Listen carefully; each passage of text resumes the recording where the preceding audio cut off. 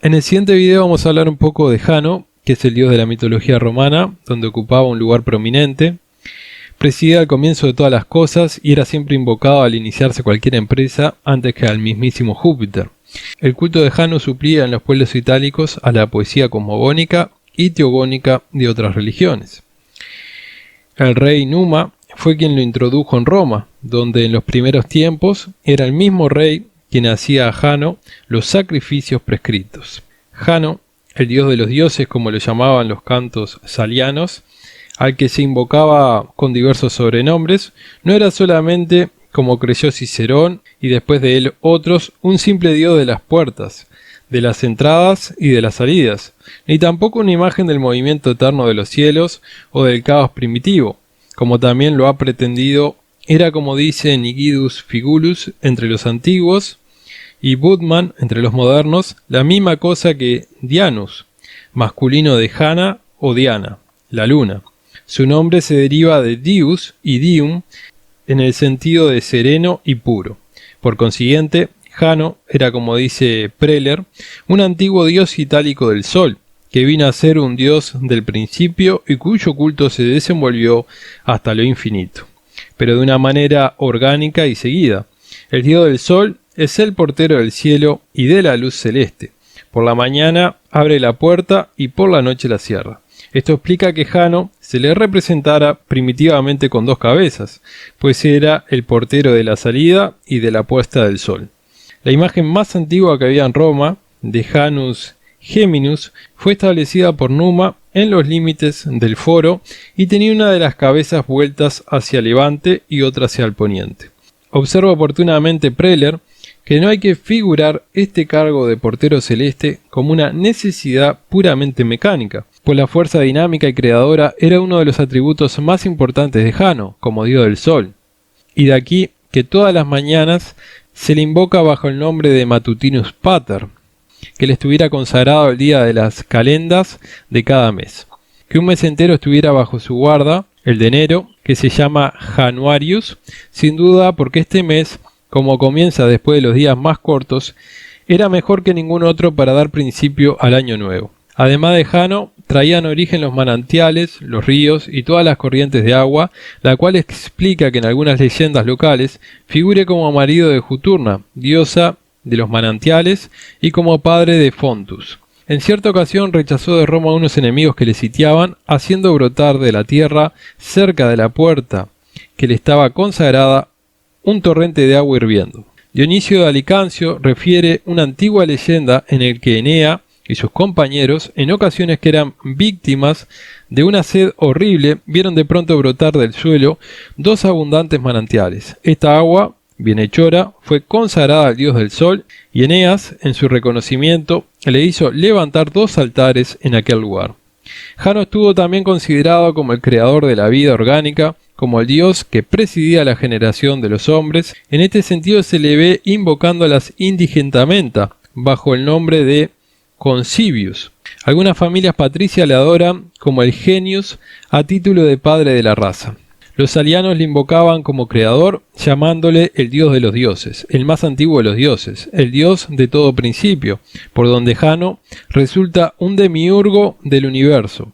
M.V. Masalle decía de Jano que era el que formaba, gobernaba y regía todos los elementos, el que había reunido y encadenado para siempre la naturaleza del agua y de la tierra, y que tiende sin cesar a descender, y la naturaleza del aire y del fuego que aspira siempre a subir. En Varrón se encuentran ideas análogas. Preller cree posible que los etruscos fueran quienes evocaran dicha concesión, pues adoraron a Jano como dios del cielo, que presidía además todos los negocios de aquí abajo, y en la literatura de ese pueblo no faltan las imágenes y teorías cosmogónicas. Además de la puerta que en Roma recordaban a Jano, había otras muchas que estaban consagradas especialmente.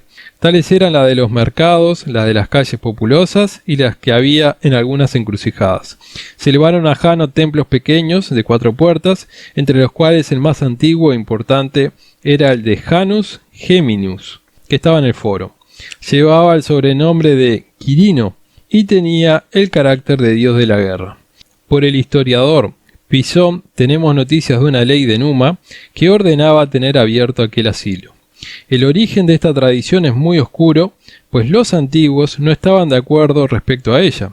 Algunos decían que cuando los romanos y los sabinos se disputaban el foro, Jano protegía a los romanos haciendo retroceder a los sabinos por medio de una erupción de azufre. Y desde aquel día, la puerta de la ciudad que estuvo amenazada por los sabinos quedó consagrada al dios y no se cerraba más que en tiempos de paz. También se daba la explicación de que las puertas de Jano eran las puertas de la guerra, porque el dios tenía aprisionado al demonio de los combatientes en tiempos de paz y lo soltaba contra los enemigos en tiempos de guerra. Ovidio y Horacio dicen que el templo de Jano era el centro de la paz y el dios cerraba la puerta para mantenerse en el seno de Roma. En sustancia, Jano era el dios que presidía a toda entrada y salida, a todo principio de las empresas guerreras, de tal modo que protegía de toda manera a sus devotos. Las puertas de su santuario permanecían abiertas mientras los soldados estaban en la guerra, y cuando la guerra había terminado y el ejército entraba triunfante en Roma, se cerraba el templo. Pues el Estado no había menester para otros negocios el concurso de Janus Quirinus, dios esencialmente guerrero. Por el contrario, cuando estallaba la guerra, se hacía a él dios de un sacrificio y se cumplían ciertos ritos simbólicos. Sin duda contribuyó a dar importancia al templo de Jano la rareza de los años de paz en la historia de Roma. Hasta el reinado de Augusto, el templo de Jano fue cerrado muy pocas veces. Nerón, que se jactaba de haber dado la paz al universo, puso en sus medallas un pequeño monumento con la puerta cerrada por fuera, con guirnaldas y coronas. Además, el santuario del Foro tenía Jano, otro muy antiguo, también situado en la colina del Janículo o cerca de ella. Le había elevado el rey Anco Marcio para poner el Tíber bajo la protección del dios. También había un Janus Quadrifroms con un monumento en el Velabro, que aún se conserva, aunque restaurado. Había otro templo de Janus Geminus cerca del teatro de Marcelo, que elevó C. Diulius durante la Primera Guerra Púnica. Pero el mejor y más bello de todos los monumentos era el Janus Quadrifroms del Forum Transitorium de Nervea, elevado por Domiciano. Todos los templos de Jano estaban en sitios pasajeros, y así no es de extrañar que los romanos representaran a este dios como el llavero universal y comandador infatigable, pues le ponían una llave y un bastón de viajero en la mano. Este mismo concepto fue causa de que se invocara a Jano como dios de las puertas bajo el nombre de Portunus, pero Portunus fue considerado al fin como un dios aparte y al cual se representaba como a Jano, con una llave por atributo. Jano era el esposo de Benilia, diosa del mar y de los manantiales, y como tal el dios era el inventor de la construcción de las naves.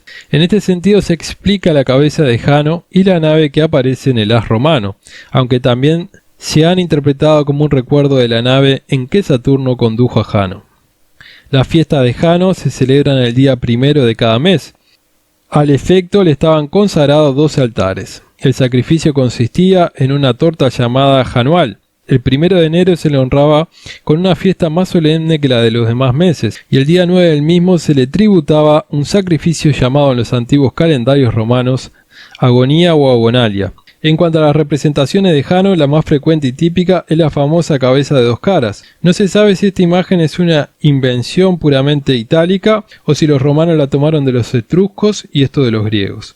Lo cierto es que no solo se hallan las monedas romanas, sino que hay otras semejantes en las monedas etruscas de Volterra y Telamona, como en las monedas de Capus.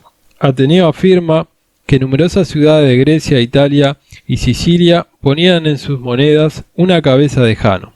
Los 2 rostros de las 2 cabezas se refieren siempre a Roma, y en Volterra llevaba barba y en Capua están imberbes. El Hermes griego de 2 cabezas, cuando lleva barba, se asemeja al Jano romano. Así lo demuestra la anécdota histórica de que Augusto trajo de Egipto para el culto de Jano un Hermes griego, obra de Scopas o de Praxiteles. Toda imagen de Jano en que uno de los rostros esté barbado y el otro imberbe data indudablemente de tiempos antiguos. Las imágenes que representan al dios en pie corresponden a un periodo relativamente moderno. Ya quedaba mencionada una de estas aquella en que Jano lleva por atributo la llave y el bastón de viajero. Hay otras en que Jano tiene los dedos de la mano derecha dispuestos de modo que forman el número CCC y los de la mano izquierda el LXV, de modo que las manos reunidas representan los 365 días del año. Como pueden ver, el simbolismo de Jano es sumamente interesante y también vemos referencias a este dios en la película Vanilla Sky, en la cual actúa Tom Cruise. Y bueno, nada más, espero que les haya gustado el video. Si les gustó el video denle me gusta, suscríbanse, compártanlo y nos veremos en el próximo video. Hasta la próxima.